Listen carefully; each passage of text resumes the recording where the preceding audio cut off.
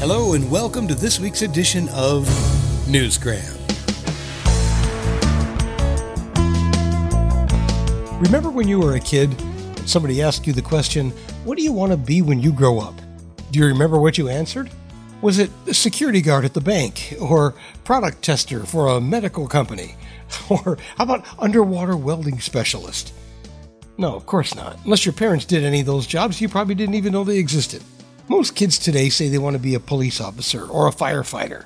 Some say doctor or astronaut.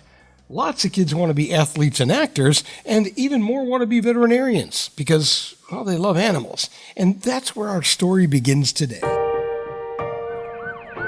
Always a bit worrying when you get those middle of the night ones because you know it's going to be serious. That's Natasha Burrell, a veterinary surgeon, remembering the time she got one of those dreaded late-night calls that an animal was in need of emergency surgery. This time, it was a cat, and the cat had been hit by an ambulance. Probably around about 2010, this actually happened. It's the only animal patient I've ever had arrive at the clinic in the middle of the night in a human ambulance with a paramedic, and the paramedics had, treated him so well. He'd had oxygen, he was all wrapped up, he was getting the 5-star paramedic treatment, and he was just a lovely cat.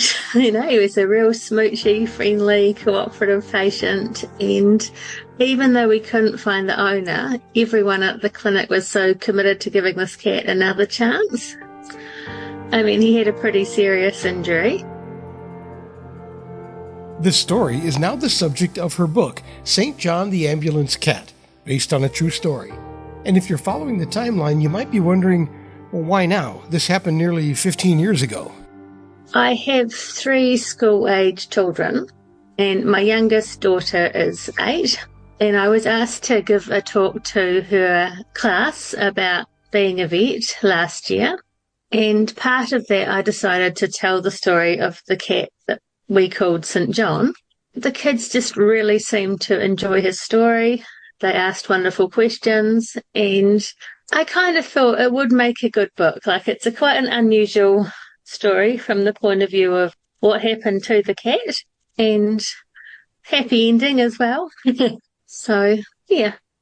Just to recap a bit, it's right around 2010 in Dunedin, New Zealand.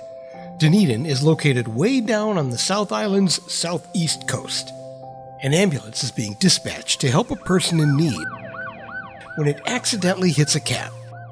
It was a bit more complicated than the story, because obviously they had to get an ambulance quickly to the human patient, so another ambulance was diverted straight to the human patient.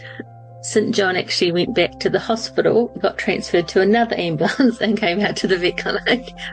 But the paramedic that was driving the ambulance came into the clinic the next day and asked how he was, and because we couldn't find an owner, she offered to pay for his treatment, and after he'd recovered enough, she actually took him home, and he lived with her for quite a few years. Apparently, I talked to the paramedic recently, apparently he still had a bit of a limp. He wasn't ever 100%, but she changed his name to Ollie.